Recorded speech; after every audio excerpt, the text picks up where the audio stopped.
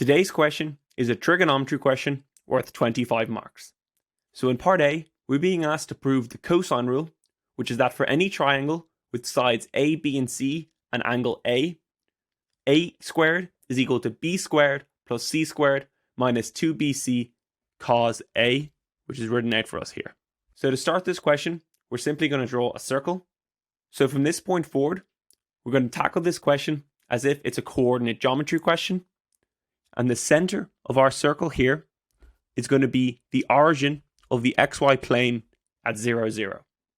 So next, we're going to draw a triangle with sides A, B, and C and angle A. So now that we've drawn our triangle, the next step is to label each of the vertexes of our triangle as if they were in the xy plane. So over here on the right, the coordinates of this vertex is C, 0.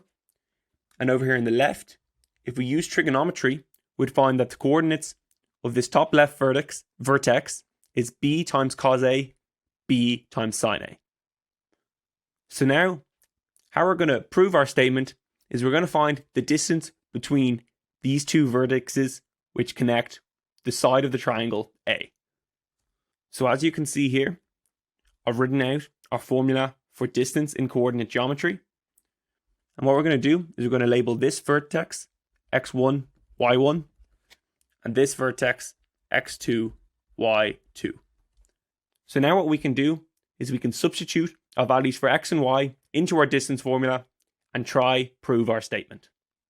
So now, as you can see, on the left-hand side, we have our distance, which is a, and on the right-hand side, we'll plug in our values into our formula. So the next step is to square both sides and also expand out the brackets on the right-hand side. So now, on the left-hand side, we have a squared, which is what we're looking for. But on the right-hand side, we have a bit of work to do. So now we're going to group all the terms with b squared in front of them. So now we have almost proved our identity. However, there is one identity we need to remember, and that is that cos squared of a plus sine squared of a is equal to 1. So this identity is in your logbook, but I'd strongly recommend learning it off, as there's a lot of trigonometry questions where it'll come up, and being able to recognize it in an instant is very, very useful for your Leaving Cert exam. So now, after multiplying b squared by 1, we're left with our final expression, a squared is equal to b squared plus c squared minus 2bc times cos of a, and that is the expression we were looking for. So we have now finished our question, and that will give us full marks, which is 10 marks for this question. So moving on to part B, we have a triangle, ABC, and then we're given some information about this triangle. And in part I, we're being asked to find two values for the angle BAC.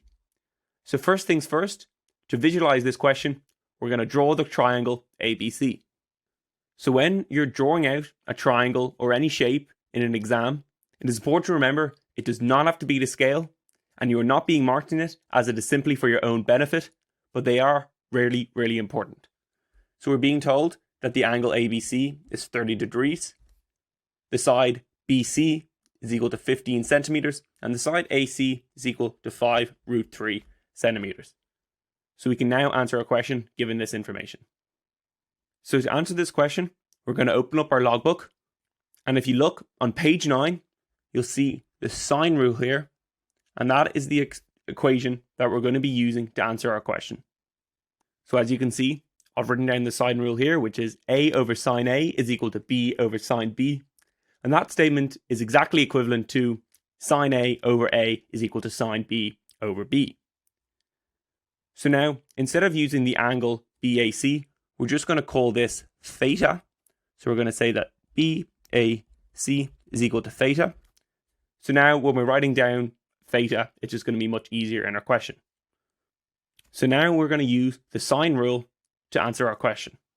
So after plugging in the information we have into the sine rule, what we can do next is we can multiply both sides by 15. So on the left, that 15 is going to cancel. And on the right, that's going to be multiplied by 15. So now we can plug this into our calculator to find our answer for sine of theta. So it's going to be sine 30 times 15 on the top and 5√3 on the bottom. And that is going to give us √3 over 2. So looking at our calculator again, we can now find our angle theta by using our inverse sine function with root 3 over 2, and that will give us a theta of 60 degrees. However, we've been asked to find two values for the angle BAC. So what we're going to do is we're going to look at our unit circle. So we know that the sine function is positive in the first and second quadrants. So we have already found our first angle of theta to be 60 degrees, and that's in the first quadrant. So how we're going to find our answer for theta in the second quadrant, we're simply going to do 180 minus 60 to find our second angle, which is 120 degrees. So we now have our two angles, theta equals 60 and theta equals 120 degrees. And if you're ever unsure in the exam of your arithmetic, you can simply check your calculator and put in sine 120 to find that it also gives you root 3 over 2. So that is that question complete, and that will give you 10 marks, which is full marks for this question. So moving on to part I, it reads, calculate the ratio of the areas of the two triangles from part I. So first things first, we're going to simply draw the two triangles that we found using our theta equals 60 and theta equals 120 degrees. So as you can see here, we've drawn out our two triangles. And in this first triangle on the left, we have our angles 30 degrees, 60 degrees, and 90 degrees, that right angle triangle there. And on our second triangle, we have angles of 30 degrees, 120 degrees, and 30 degrees. So now, to solve this question, we're going to open up our logbook. So looking at page 9 again, we'll see we have this formula for area, which is 1 over 2 AB sine C. And that is the formula we're going to be using for this question.